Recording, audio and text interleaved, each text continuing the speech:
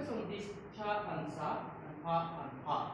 And so this cha and sa and pa and pa is completely different pronunciation, right? But so the reason why this sa is allotted here, because if Japanese sa is sa like 1,200 years ago, this sa should have been here, right?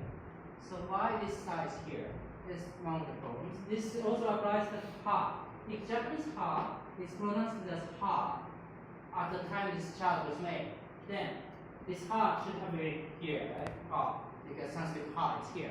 So that is the problem.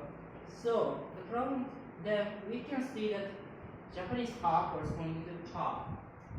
So a little later, ha is pronounced as ha in the modern Japanese. Instead, its original pronunciation was either pa or fa. So then there's an old Japanese video, so you can choose, you can solve it. So old Japanese video, it means mother, papa. Modern Japanese is pronounced ara, and said Japanese papa or papa twice, but it does not mean father, chichi at the end. At all, what is it?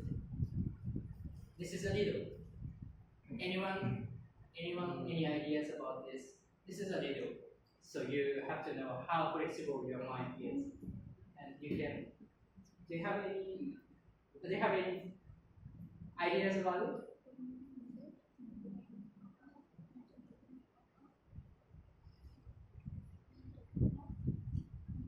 So you can let's pronounce pa in old Japanese way, papa or papa. Okay, say papa. Please pronounce it after me. Say papa, papa, or chichi. So there are two things. There are one thing that meets together in case of papa, and that has never met together in the case of chichi. Do you have any ideas about it? Okay, let's go back to this one. Okay. So the answer is three, which means okay, pronounce papa.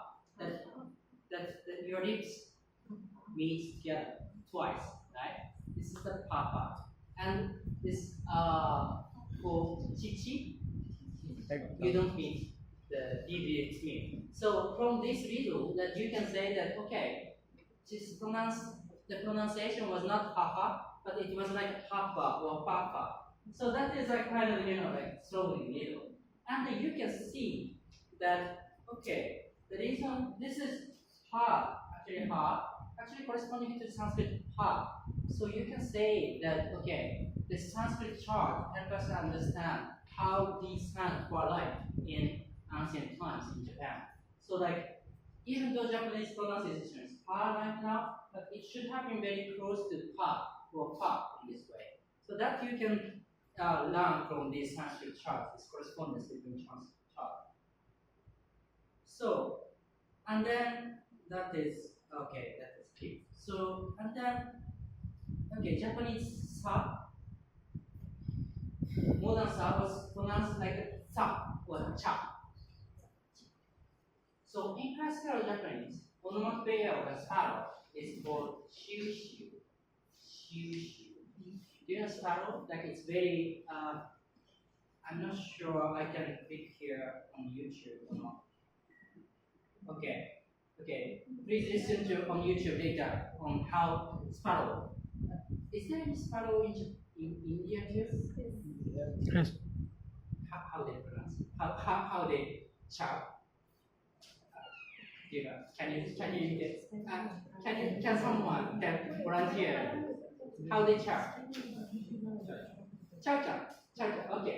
Like in that same way, like if it is shiu shiu, it does not sound like a sparrow. Right? So it should have been. It's written like shiu shiu, but it should have been like chew chew or chew chew. So chew chew. So right. So like in this way, like old Japanese sa is actually corresponding to cha.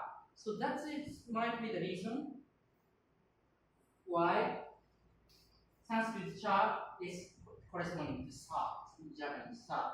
So in this way that you can learn how the sound was right in the ancient times. Okay, the Japanese phonology includes not only Sanskrit but also like we have to compare with Chinese. So like Sanskrit chart is not giving the definitive evidence for that. But Sanskrit is also help us understand how this sound was made in the ancient times in Japan.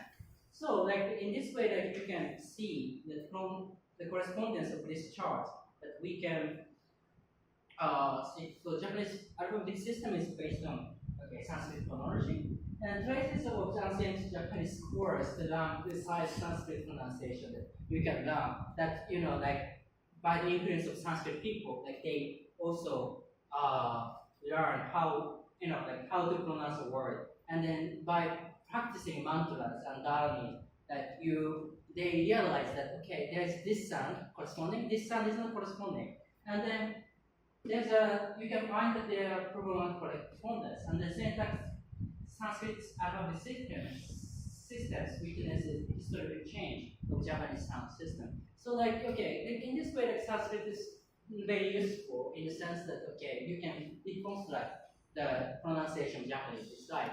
So and then thanks to their very scholarly and very precise descriptions what there is, we can have a view of what it was right. So this is my lecture is going to be a kind of correction of loose topics. So like maybe let's go to a very silly word that is baka, food, commonly used in modern Japanese, especially Kanto area. So those who like Japanese anime, no?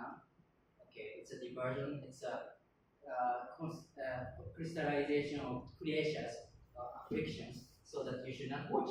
But it's very interesting. So it's used like baka. If you say baka, just say you are stupid. Okay, this is commonly used in the world.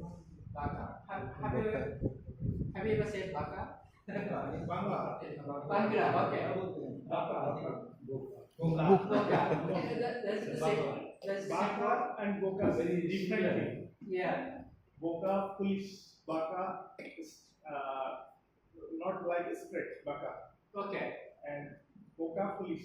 Okay. So somehow, yeah, boka. Okay. Maybe I'm not sure. Like boka is somehow related to Sanskrit or not.